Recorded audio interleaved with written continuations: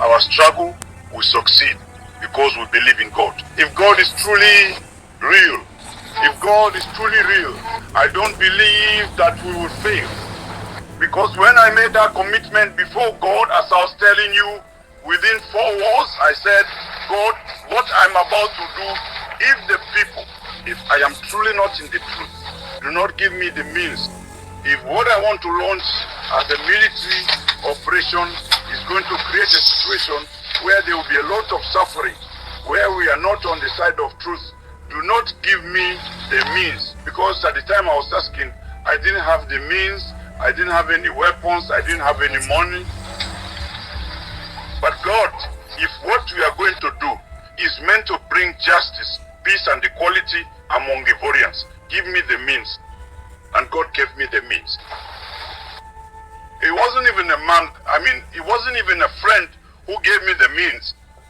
That's how I got involved. That's why I said I have no regrets. If it hadn't been God's path, I wouldn't have received the means. So, dear parents, dear brothers, dear friends, I wanted to reassure you of one thing, that many things happened in the CNO zone. There were killings, theft, looting, so many things that tarnished the name of the rebellion before my arrest. But know one thing, and I always say this to my younger brothers, when you commit to something, do it with sincerity. Since the rebellion strayed from its original path, that is, the path of protecting the people, it has stopped making progress. It came to a halt, it no longer advanced, and it only created more victims. We are withdrawn.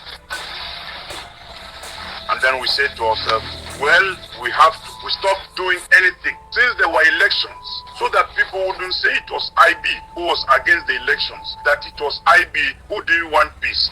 I said, say radio silent. Let's prepare ourselves, because we're not God. We're not invincible. But when you know the truth, when you know the reality on the ground, we were convinced of one thing, that these elections would end in armed conflict. So let's prepare accordingly. And we prepared ourselves. They went ahead with the elections. What was the result? Here we are. And they couldn't find any other solution but to take up arms to attack Abobo and Anyama. And thank God, despite the limited resources we had, with your blessings, we were able to hold out in the resistance. We fought as best we could.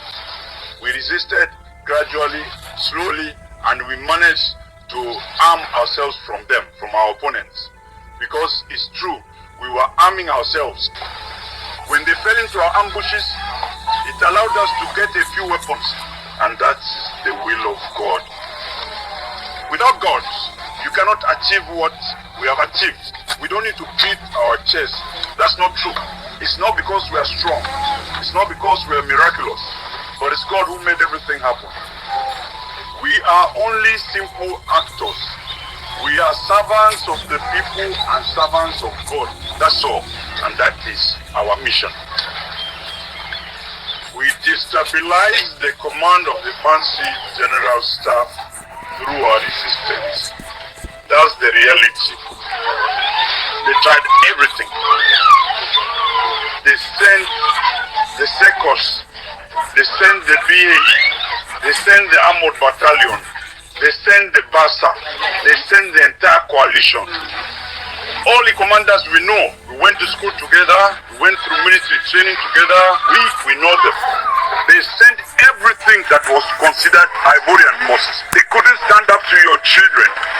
Thanks to your blessings, thanks to God. I think that's what we need to acknowledge, instead of telling things that aren't true. But despite that, some people sat down to disparage this great work to say, no, they're nothing, they did nothing. But that's not the problem. But God knows what happened. Is the truth here today? We launched the offensive to free some of our brothers who are at Maka. And from there, we launched the operation on Yopougon the same day, within 24 hours. We cleared out most of Yopougon. Only Yangon was left but it's not easy. Yopogon is huge, with all Tio, the militiamen. But we did it.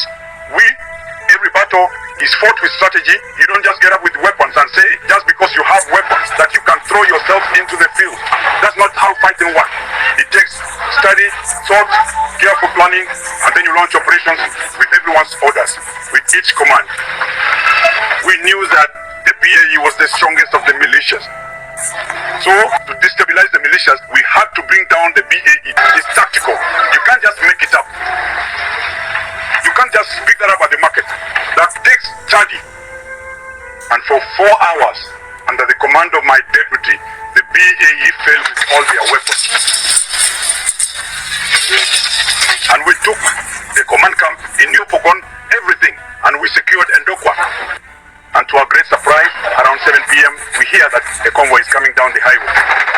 No one tells us anything. No one calls me. They tell me, IB, your brothers are coming or so much. Nothing. Because they have heavy weapons. They were armed by other people. They are coming. The elements told me no, but they called Kubue. Kubue called me and said, what should we do? We can't just let them come in. I said, no. Don't give people a reason to say that you are responsible for a plunder.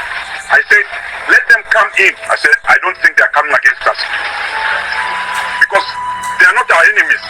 If they are coming, maybe they have a mission, but I don't think they are coming against us. Let them come in. Otherwise, they wouldn't have been able to get in. If the Ivorian army with all its tanks couldn't get in here, it's not them who are going to get in that way. Honestly. Isn't that the truth? We let them in. They came in with great fanfare, with dozens of fours mounted with heavy weapons. They headed straight for the Agban camp. They rushed toward the television station. They shelled for hours, all night long.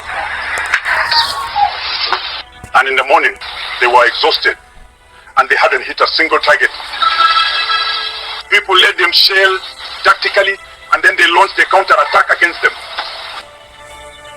It was a rout. They didn't even know Abidjan. Some of them came from the villages. They were dressed up and sent here, and they are lost.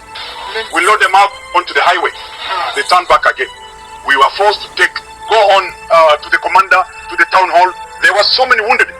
The hospital was full of injured and dead people. Is it normal to take other people's children and send them to the slaughterhouse? When you arrive in a village, there's a village chief there. At the very least, go and greet him, and then say, well, we've arrived. What can we do together? That's the least you can do. But no. These all-powerful men want to crush us, but they forget that God is behind us and that you are behind us. Basically, I told my men to pull back. We took the Yopogon side, specifically the area known as Ndokwa, as well as the industrial zone, which is nearby, an important area. We secured that area, as well as our usual areas, our base here, and we went on standby.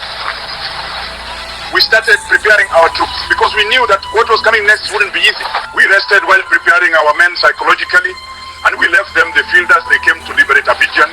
We left them the field. But where are we today? Thousands of deaths. I can't go on. These are facts. These are facts. They are relatives. We didn't stop anyone. We didn't drive anyone out of the television station. They didn't take the television station. They told everyone that they took the television station. But the truth always comes out in the end. They didn't take Agban. They said they shelled it, they took Agban. Is Agban still there? Gbagbo is still at home and he can speak. He keeps on saying whatever he wants. I swear to you, if our brothers had consulted us, or if our brothers had given us 48 hours, they are relatives, I'm telling you, 48 hours. The operation we launched in Yopogon was tactical. 48 hours, I swear to you, Gbagbo would no longer be in power today. Our struggle will succeed.